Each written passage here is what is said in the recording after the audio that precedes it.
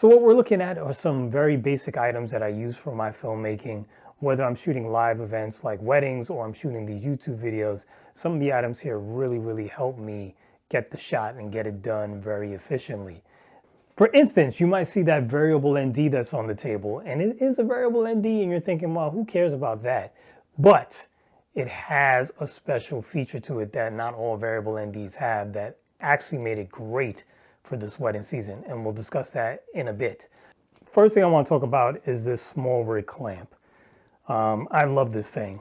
I use this little one, and I have a bigger one that's actually mounted to the tripod right now to hold a monitor so I can kind of see myself clearly. But yeah, I've used this at wedding venues, and I'll kind of attach it to a banister or something, or like the little spindle that comes down from the banister, and then I mount like my small Sony ZV-1 on it and get like kind of a higher angle wide shot of a room or something.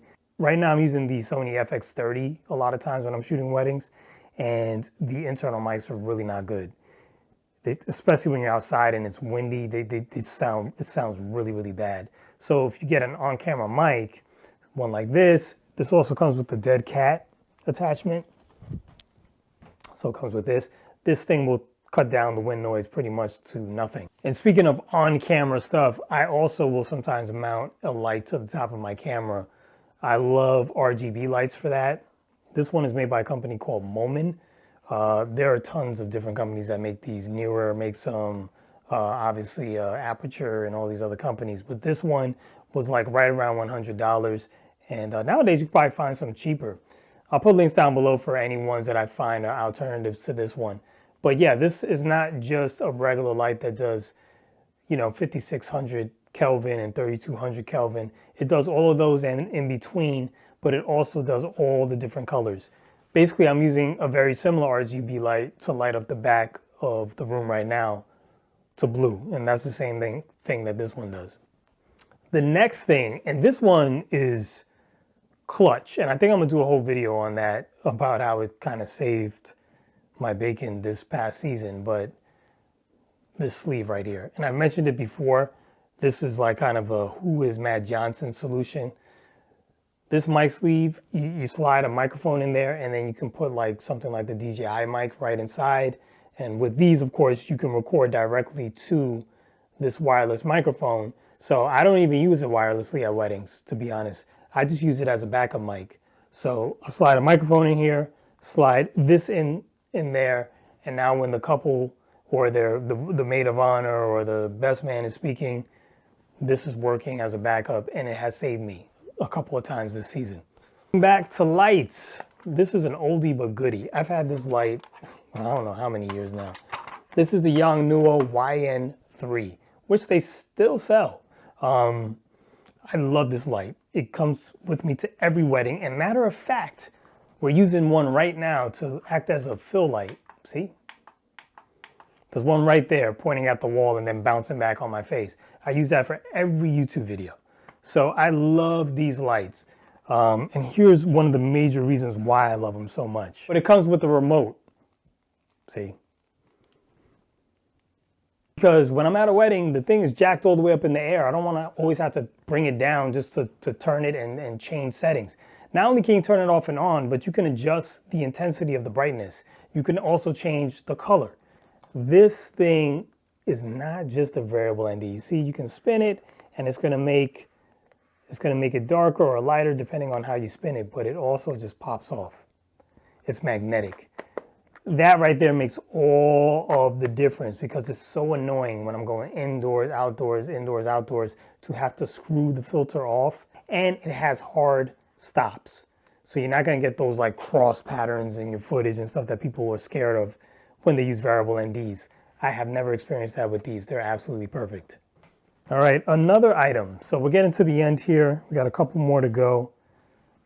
Very simple, but it is this small rig strap for my FX30. Now, I think this strap, I don't think it really matters if it's an FX30. It really just fits with the cage. It's a small rig cage on here. And then the FX30 has like a little mounting point at the top so that you can get a strap in there. So with the cage on there, now you have a mounting point at the bottom, and now at the top, so now you can get a strap on there. And it just makes holding it a little easier. I really like it, especially because on the FX30 you can zoom in right here. So I don't know, it's something with that, the comfort of holding it like this. I don't know. I love the combination. Another item that is less than $100 is this Condor Blue extension handle. Absolutely love this for the FX30 if you have one, or an FX3 and you have the XLR handle. This is just going to give you a little bit more of that extension so you can grab it a little easier. Has like a little stop right there at the back. I don't know if you can see that, but it has like a little stop, so it's just like stops from sliding off, just easier to grip. And then it also comes with